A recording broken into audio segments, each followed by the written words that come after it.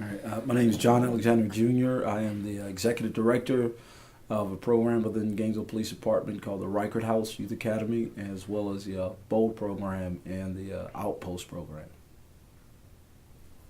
Will Halvosa, I'm a retired captain from the Gainesville Police Department. Currently the DMC, which is the Disproportionate Minority Contact Coordinator at the Gainesville Police Department. I do the Police Youth Dialogue. We work with the System of Care in Alachua County, and we work on training and some policy changes.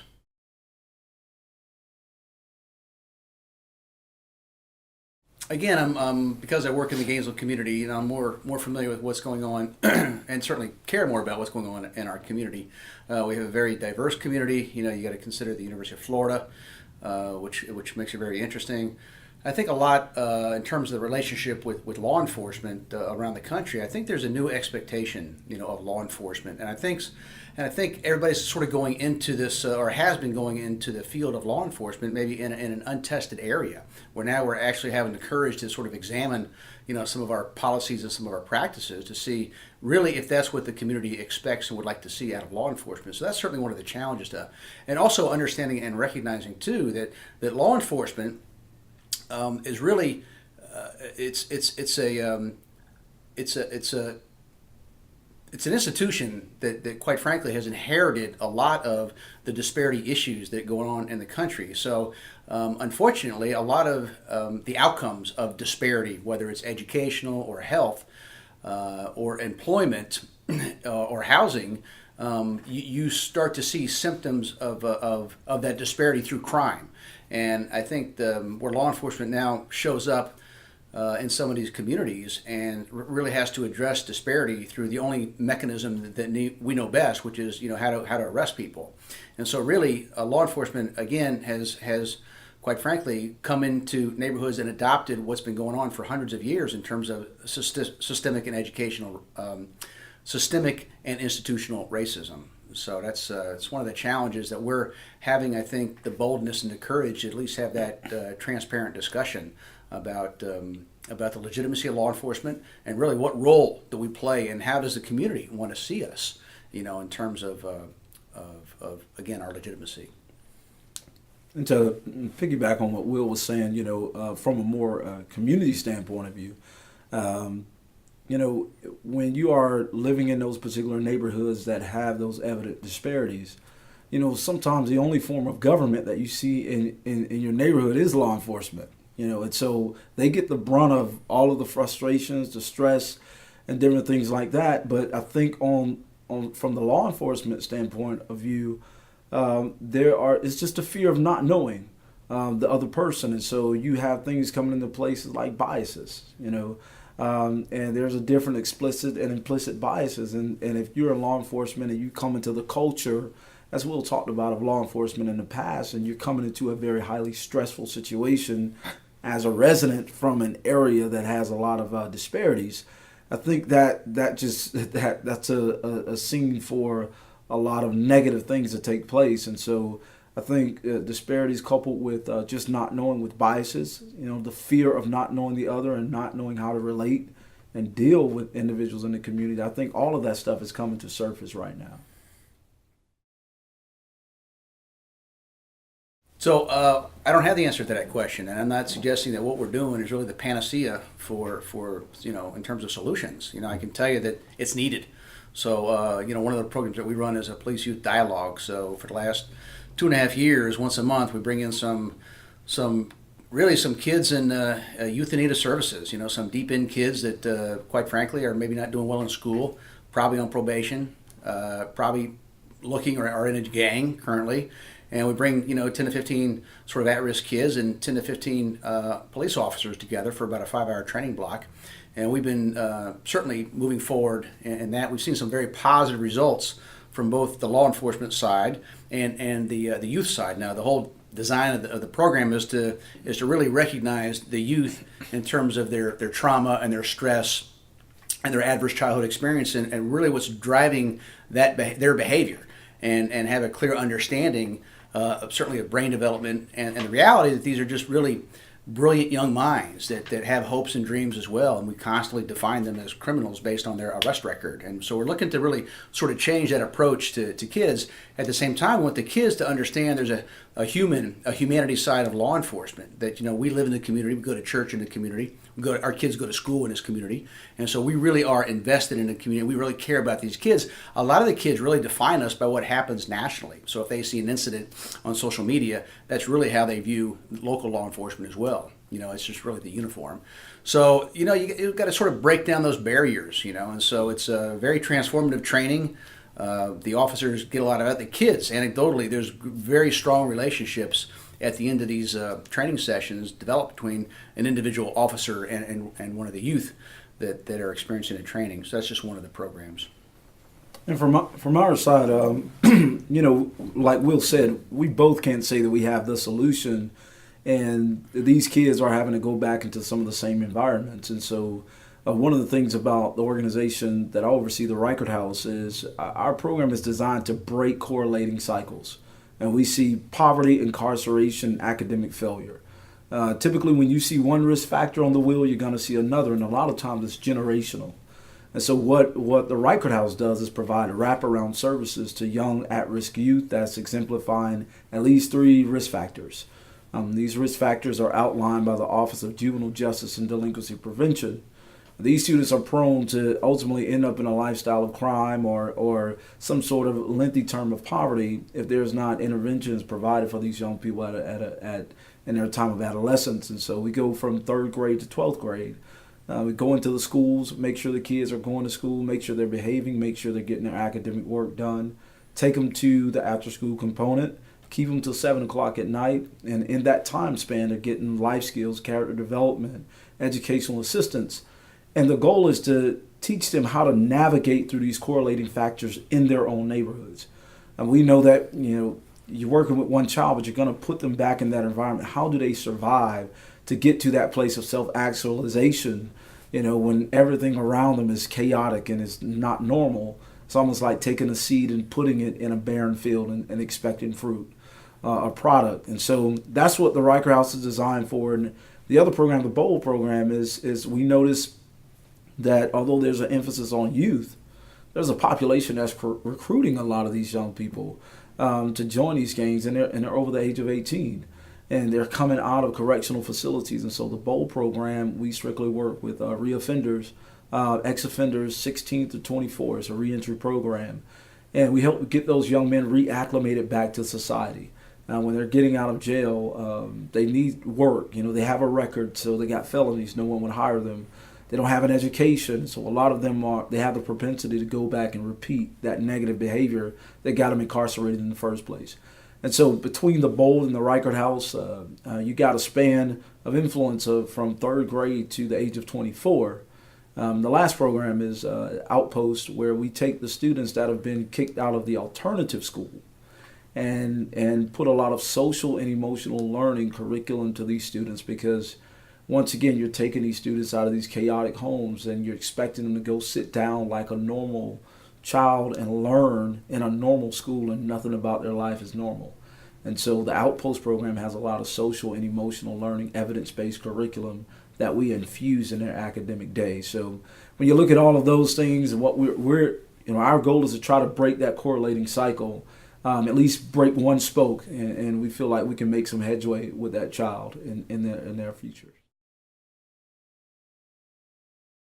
But you know what? I don't know that we have the time to go see what the rest of the country is. But we're not opposed to stealing what everybody else is doing if it's working. I mean, don't get me wrong, but we just recognize that, we don't really have the time to wait 2-3 years for some evidence-based program to show success, and for us, the DOJ, to say, hey, this is a great program. We just feel like we just got to get into the trenches and get out there early on.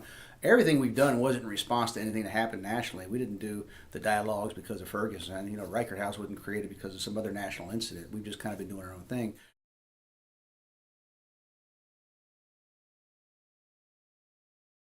I would just tell you that, one of the other changes that when you look at the law enforcement side of it that the chief of police has taken on is, how do you measure cops, And so Tony's like, we don't, chief of police, Chief Jones, is not, historically we've always measured police officers based on their arrest or their citations, or if they're not out there doing arrest or citation, then they're not working. And so we got to really change how we're trying to measure officers' productivity. And so that's one thing that he sort of engaged in, embraced, and looking to move some of those changes forward. So he wears a number of hats. I can tell you that he probably works more on the weekend than I do throughout the entire week. And I think he does his best work on Saturday and Sundays. And what kind of work is that? He walks the beat. It's something that he got from a gentleman out of Jacksonville, Nat Glover. And he does something called Walking the Beat, where he takes a team of his command staff and other individuals from the department, and he just walks the neighborhoods and just talk to people. He just shake their hand. He'll sit on the porch and people just express their concerns or support, and he listens and talks to the kids, and that's a way to let the community know that law enforcement is there to support them and just be an ear to what's going on in their everyday lives. And I think that's a very unique characteristic of a police chief. And he felt that it ties right into community-oriented policing. So it's kind of like a unicorn, quite frankly, with you. So really, what the community really expects you to solve crimes and expects you to arrest the robbers and the murderers and the guys breaking in homes, but they measure you on sort of those smaller things, like playing basketball with kids. Okay, so that's the piece of community policing that they try to emphasize. The benefit: if the community knows you, they'll look out for you. If the community knows you, they'll trust you. And really, that doesn't go to your race or your gender or to your ethnicity. If you care about people and they trust you, you can be effective any neighborhood that you work in.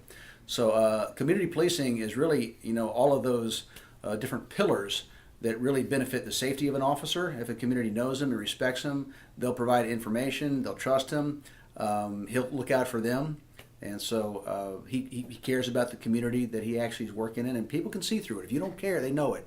And so community policing, depending on what particular municipality or county that you're living in, probably looks different.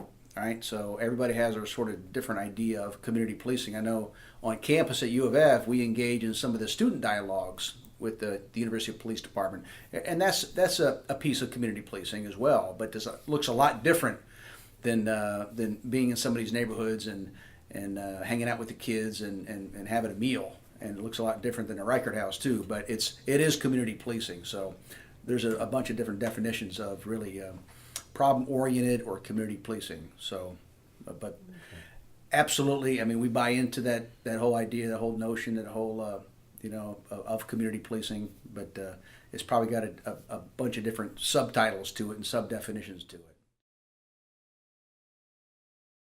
Well, the two major ones to make the distinction is racism and biases. There are some areas in our country that there's still racism there. And I think that's evident. And that's not something that we should sweep under the rug as if since the 1964 Civil Rights Act and those marches that we have overcome. That's not the case. And I think a lot of that stuff is, plays out in other areas such as low socioeconomic neighborhoods and poor schools and all types of things, particularly, with African American communities. But everything is not racism, where it's an intentional hate or intentional dislike because of your race or because of who you are. Some of it is biases. The fact that I don't know you, and I didn't grow up where you grow up. So because I don't understand you, I would prefer not to engage with you. I would prefer not to commune with you. I would prefer not to be in the same schools or the same jobs or the same areas. And I think that if as we approach this situation, we should make sure that our lens is sharp enough to be able to decipher the two, because you have to approach them in two different, methods. Racism should be torn down from the top to the bottom. Rather it's institutionalized, rather it's just from a society standpoint of view. It shouldn't be in this place that we call America, especially with the history that we have. But biases is something that can be worked on between parties. And so when there's training, when there's education, when there's awareness being raised, whether it's law enforcement, whether it's community leaders, we could kind of begin to understand both worlds. I think we can start having some common ground and common conversations to move forward. And so we're in a very unique place because typically that's not a conversation that started or pushed from a law enforcement agency. That once again, I go back to that trend-setting mechanism, that we have where you have a law enforcement agency such as the Gainesville Police Department, being a forerunner in these types of conversations with everything that's going on in our society. We're still able to stand flat-footed. Not because of, we think that we've achieved, but this is something we've been doing for a while, and even with our own disproportionate minority contact numbers, we continue to increase our efforts. And as you said something earlier, it's not necessarily for us, I don't feel it's a reaction. I feel like now at this point, everything that we do is proactive, and that has a lot to do with the leadership that we have, in terms of the Gainesville Police Department, from the chief on down to the corporals, on down to the officers, civilians, community members, and so forth. Well, one of the things that I kind of agree with John, because, doing some of the training, I get to go around and talk to African American police officers. And they're just as afraid for their own kids as people in the community about their kids driving. Now, a lot of the white officers have a hard time really reconciling that. What? Are you kidding me? Why would you be afraid that a cop's going to kill your child? But that's a legitimate fear that we have. And I think my point is to understand implicit bias. Okay, there's a lot of evidence out there to show that we all have implicit biases, right? But there's not a lot of training out there in terms of how to deal with your implicit biases. But I think you're 90% there if you just recognize that you have them and you recognize when they come out. Because, if you're really courageous enough, you'll say, that was sort of my implicit bias. And so it's important for law enforcement because we respond with very limited information. We respond on a call, and we've now inherited somebody else's implicit bias. Hey, there's a young black man walking in my neighborhood. Some lady might call in. Well, that's her implicit bias, which now is our implicit bias. So we have that on a call screen, and then so we're filling in all this ambiguity with all these stereotypes. Okay? And so now we're trying to figure out what's happening before we show up. We do this for officer safety. And so we've now included all of our implicit biases, and maybe unconsciously, in terms of how we're going to deal with the call. And so I think just recognizing that you have them and recognize the importance of understanding that other people have them too, but now we've inherited them in terms of how, your dismount and how you're going to really handle a call, without, again, experiencing or traumatizing someone for being stopped just because they're black in a white neighborhood. I mean, that's a very powerful thing right now. So we need to understand that, and we need to understand our own implicit biases because they're all different.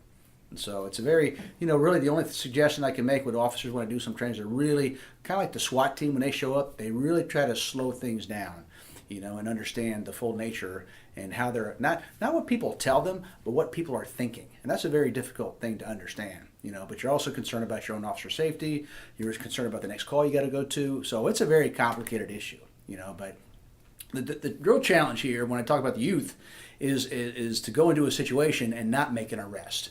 We want you to go in and solve some long-term festering, percolating issues that have been going on for a long time, or try to work with these families and these kids, but not necessarily, use your handcuffs. And so that's kind of one of the challenges, because quite frankly, the system's designed for us to go in, identify, the probable cause, what we call probable cause, a primary aggressor, make the arrest, and then go on to the next call. So the really, you look at it holistically. You want to come in there and try to solve so you're not coming back repeatedly to that same house, right? And one of the things that we start to see too, if we continue to show up at somebody's homes and continue to arrest the kids, the family will continue to call us to keep trying to use us for their discipline tool. And that's what we have to stop. We've got to stop that sort of cycle, because this is not benefiting or helping anybody, right? So that's one of the issues. But it's a very complicated issue. I think it really needs to be part of your overall academic training for law enforcement. The 7 months of academy training may not be long enough. So you got to include, I think, the implicit and explicit bias piece of training for officers. I think it's a real educational piece. Yeah, I think that's a big piece of it, but you even look at it, the 7 months in the academy, there's some articles out there about, if you want to go cut hair, it takes you 16 months of training. So, maybe maybe you need to go and visit that part of it too. Obviously, law enforcement's after the best of the best. We want the best and the brightest, like every other profession or field, that you're talking about. And it's very challenging, because law enforcement's not that popular right now. A lot of kids aren't really getting into the field, and if they are, they got good education, maybe a learning institution and good academics, and then they come in, we're going to lose them to FDLE or FBI or somebody else. So there's just a real competition out there for a lot of the best and the brightest. So law enforcement kind of suffers from that a little bit, I think. Especially your local agencies that can't really compete in terms of salaries and compensation, retirement packages, and those kind of factors. Yeah, just as in any profession, training is a must. We're in an ever evolving world.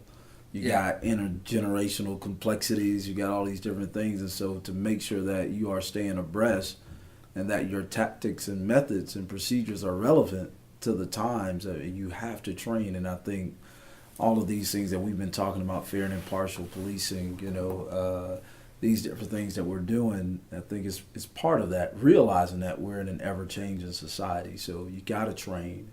You got to keep individuals up to date with everything, and so training is a must. It has to happen. And it's not, if you think about it too, because you talked about training too, think about it if you really indoctrinate officers in implicit and community policing and fair and impartial procedural justice and DMC and RED through the academy. Oh, okay, and they kind of get it and they kind of come out, and their FTO program is sort of designed to model that same way.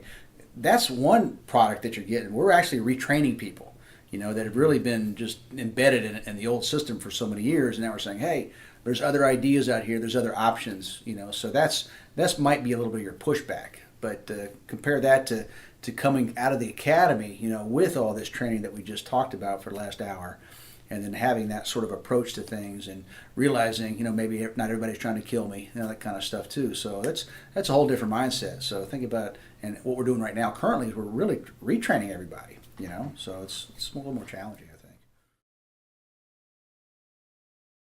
think. So I think when it first came out, like probably, a lot of white people, when I first heard about it, I was, the first thing I thought was, well, white lives matter too. But I think if you really start to look at the movement itself, and then understand how that kind of developed, when they're just talking about Black Lives Matter, they're not just talking about Black Lives Matter as far as getting shot by police officers. They're saying, hey, Black Lives Matter in our community. So I'm not trying to put words in what they're doing. Also, you got to give them a lot of credit. And again, I evolved sort of my perspective, sort of my opinion of Black Lives Matter. And you got to give them a lot of credit for bringing a lot of these issues to the forefront. I think they're kind of weak maybe in their construction, of solutions, but you got to give them a lot of credit for really digging down and bringing up a lot of these issues and really challenging law enforcement to have these discussions with their own communities. So you got to give them a lot of credit in that area. There's other groups out there. There's the Justice League. There's the Dream Defenders. They're the ones that, after Trayvon Martin went up to Tallahassee and sat in the state capitol for about 30 days or so. So there's a lot of groups out there. The Blue Lives Matter, All Lives Matter, none of that stuff, and it's just Will Halvosa, none of that stuff is offensive to me. It's offensive to certain groups. I see that, and I respect that. But you're asking me my personal opinion on it. I think it was. And again, I'm always looking 30, 40 years down the road. I think they'll go back, and I think they'll identify Black Lives Matter, through our history books, and say, hey, this was a time when there was a real pushback in terms of some of the relationship between law enforcement and the communities, similar to 1965 Watts and everything else. So you get, again, it's made in America, and so that's what it is, and it's a piece of history here. So. Well, I don't want it to sound like an excuse, okay, but I can tell you that, law enforcement, during my days and prior to me, we're always sort of, kind of showing up, when people are having their worst days. We actually don't get called when somebody gets accepted to college or if there's a birthday. We always show up when people are absolutely at their worst, and so that's what we're trying to unravel. And it is very difficult, it's very challenging to always, show up, have that for 11 and a half hours, to have the attitude that the community wants to see, and we are only human. And at the end of the day, sometimes, we're not that strong, when we need to be, and we regret it, but we see that, and it's tough sometimes. So we always want to be at our very best, at our first hour on the job or our last hour on the job, and so we actually have to be our best too when we're not working, because we're held to a much higher standard. And I think cops understand and recognize that going into it, that we are held to a different standard, so it's that's a tough piece for cops to reckon. It's not fair, but that's the reality, so. Yeah, I would say that what I would want people to realize is that cops are human. Mm-hmm. I mean, I have a lot of friends that are police officers. They got children that see their kids on Facebook, and at the end of the day, they want to go home just like me. And so I think that understanding that they're not robots, they're not machines that are pumped out to say go, harm the world. You have some bad apples, but you got a lot of good fruit, within many agencies across our country.